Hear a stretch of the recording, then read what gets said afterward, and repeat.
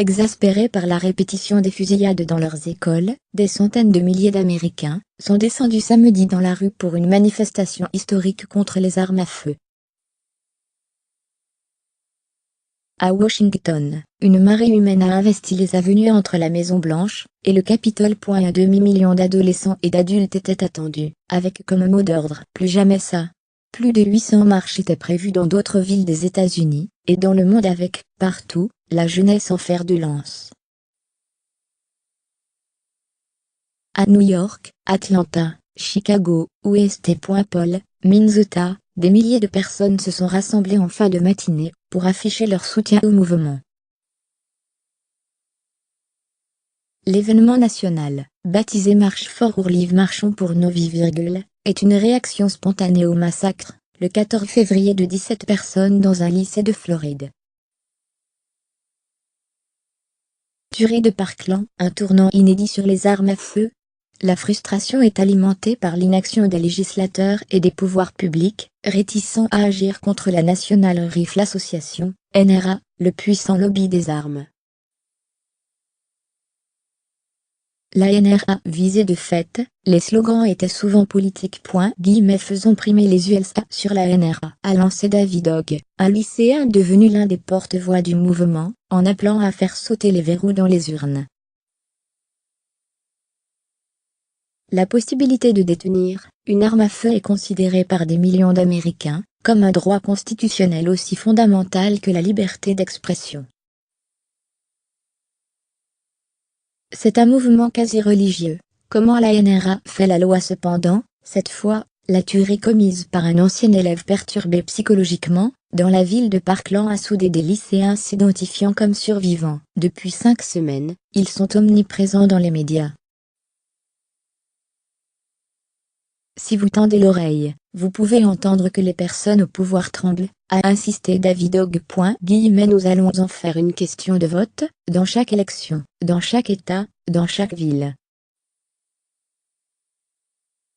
Génération Columbine. Les armes font plus de 30,000 morts par an aux États-Unis, où la jeunesse scolarisée est parfois présentée comme la génération mass shooting, ou la génération Columbine, du nom d'une école secondaire du Colorado, où 2 élèves ont tué 12 de leurs camarades de classe, et un professeur en 1999. Ces élèves ont vécu la totalité de leur scolarité avec cette menace permanente, spécifique aux États-Unis.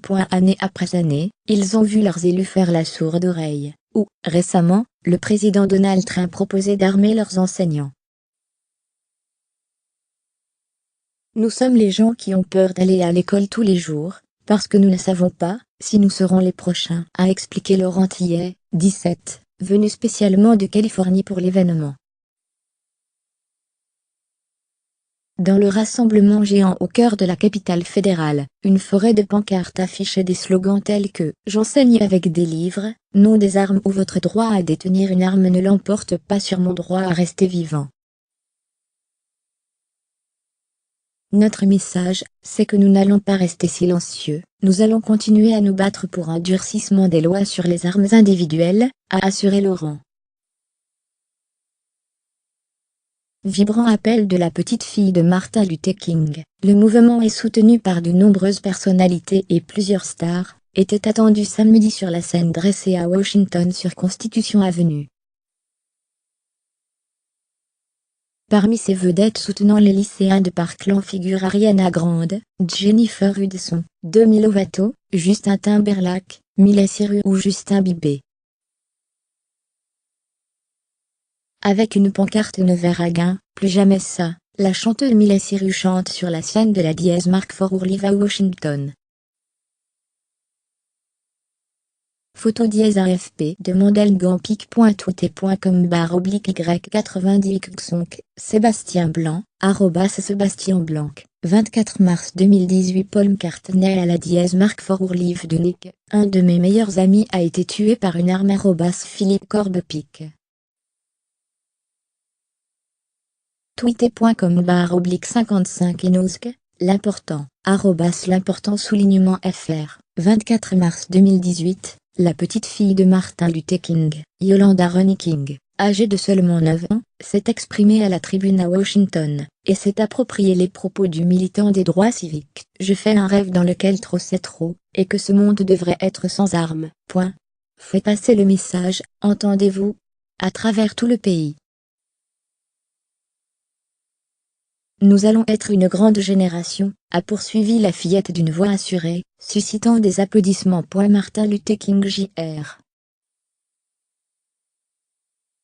S. Grand Octet adresse Diaz Mark for live in Washington, D.C. I. Avadranta en Ougan de Tatichoulebe, à Guinfrey World Perio https://t.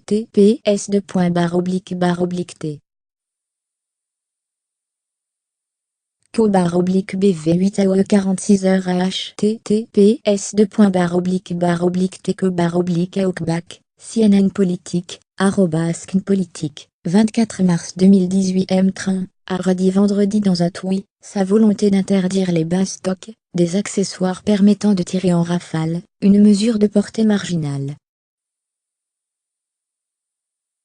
Mais son gouvernement refuse d'interdire les fusils d'assaut. J'espère que les jeunes ont bien à l'esprit qu'ils s'inscrivent dans un mouvement social sur le long terme. Ils n'obtiendront pas justice dans un congrès contrôlé par les républicains, a averti le sénateur démocrate Chris Murphy, interrogé par l'AFP. Changer la législation sur les armes, ou changer le Congrès, disait une pancarte brandie par une manifestante à New York, où plusieurs milliers de personnes se sont rassemblées le long de Central Park. Ambiance enjouée à Parkland, en Floride, des milliers de personnes se sont réunies samedi dans un parc proche du lycée Marjory Stoneman Douglas, le lieu du drame, dans une ambiance enjouée, avec des manifestants tournés vers l'avenir. L'opinion populaire a déjà changé le gouvernement par le passé, a rappelé Linda Fisher, une enseignante. À Washington, dans la foule, certains revendiquaient l'interdiction pure et simple des armes aux civils, comme Jeff Turchin, retraité, pour qui nous ne devrions pas avoir d'armes dans notre société. D'autres, comme le professeur de collège Bill McLaughlin, ne souhaitaient pas remettre en cause le fameux deuxième amendement à la Constitution qui autorise tout citoyen à posséder une arme, mais réclamaient davantage d'encadrement. Une majorité de gens considèrent qu'il faut interdire les fusils d'assaut, mais les politiciens ne le font pas, parce qu'ils sont à la botte de la NRA, a-t-il expliqué, en référence à la puissance financière considérable de l'organisation pro-armes. Je me fiche de savoir combien d'argent vous avez. L'argent ne peut pas étouffer le son de nos voix, a dit Laurent Tillet, également au sujet de la NRA.